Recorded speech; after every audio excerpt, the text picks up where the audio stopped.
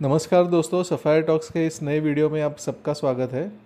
दोस्तों, आज हम बैंक ऑफ अमेरिका की उस चेतावनी पर चर्चा करेंगे जिसमें बैंक ऑफ अमेरिका ने भारत के गिरते हुए रुपये को भारत की अर्थव्यवस्था के लिए एक बहुत बड़ा खतरा बताया है। दोस्तों, बैंक ऑफ अमेरिका अमेरिका के नॉर्थ कैरोलिना स्टेट में एक 125 साल से भी पुरानी बैंक है। ये बैंक पूरे विश्व में बैंकिंग सर्विसेज, इन्वेस्टमेंट सर्विसेज इत्यादि सर्विसेज उपलब्ध करवाती है।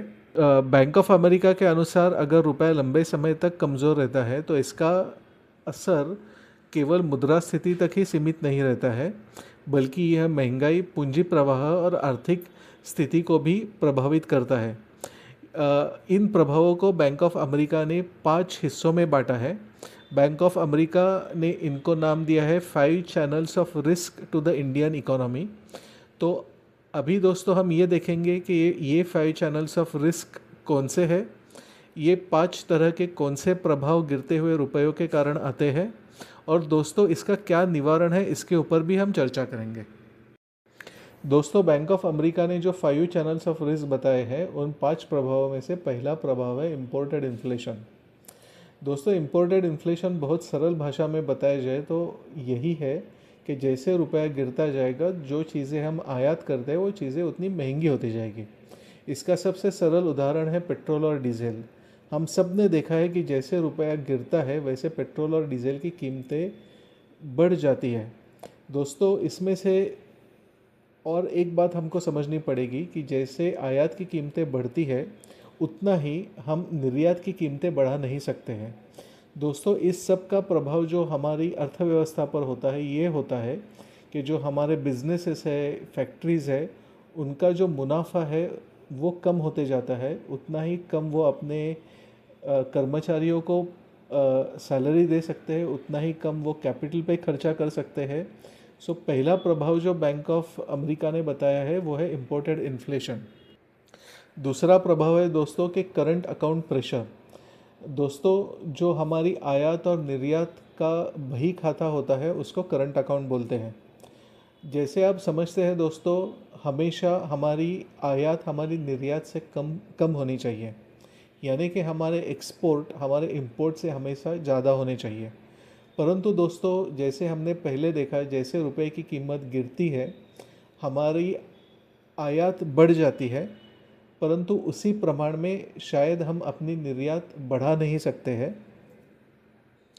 हमारी निर्यात न बढ़ने के दोस्तों कई कारण हैं। उसमें से प्रमुख कारण ये है कि जो हमारे ख़रीदार है, जो हमारे फैक्ट्रियों के कस्टमर है, शायद वो उतना ज़्यादा पैसा देने के लिए राज़ी न रहे।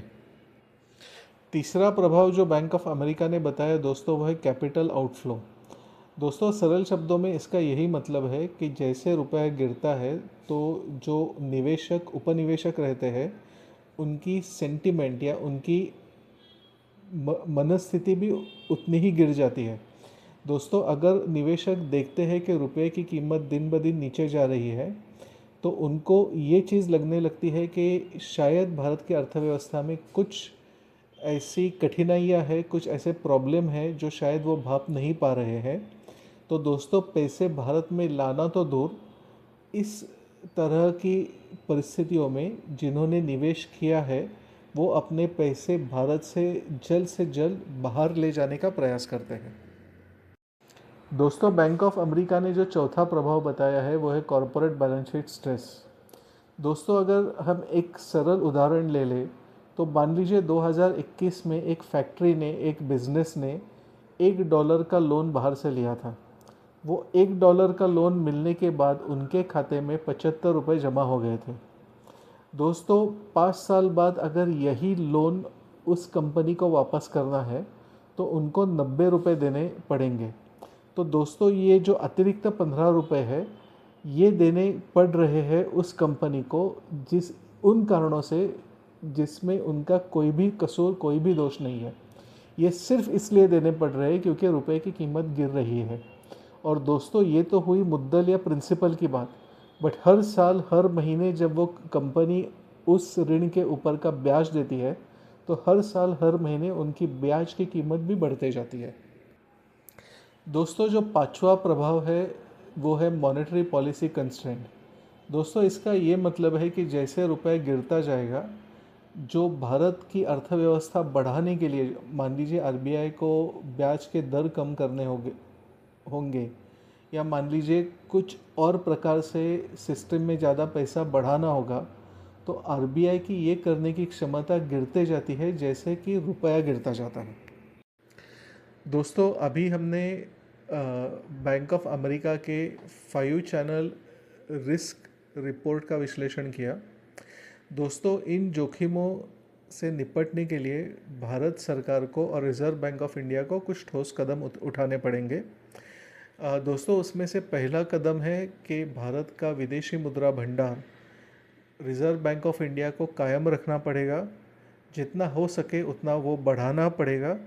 इसका ये कारण है दोस्तों कि अगर भविष्य में कभी रुपया खतरे में आता है, रुपए की कीमत अगर बहुत ही ज़्यादा गिरने लगती है, तो इसी विदेशी मुद्रा भंडार का उपयोग करके भारत सरकार, रिज़र्व बैंक ऑफ इंडिया रुपया खरीदना शुरू कर सकते हैं, जिसके कारण रुपए की कीमत और न घटे। दोस्तों, हम सभी को, भारत सरकार को हमारा एक्सपोर्ट कॉम्पिटिटिवनेस बढ़ाना पड़ेगा।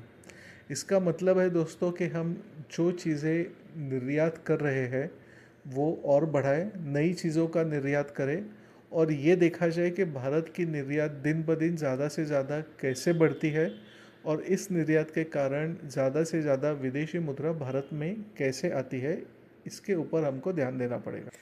दोस्तों, सिर्फ विदेशी मुद्रा कमाने से काम पूरा नहीं होगा।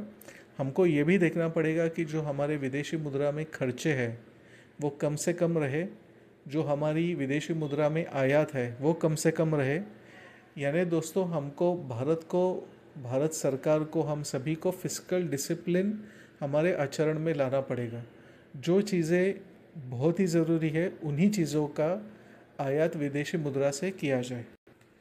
दोस्तों, इसका और एक निवारण भी है कि भारत को ये प्रयास करना चाहिए, बढ़ाना चाहिए कि विदेशी मुद्रा भारत में लंबे समय के प्रोजेक्ट्स पर आए।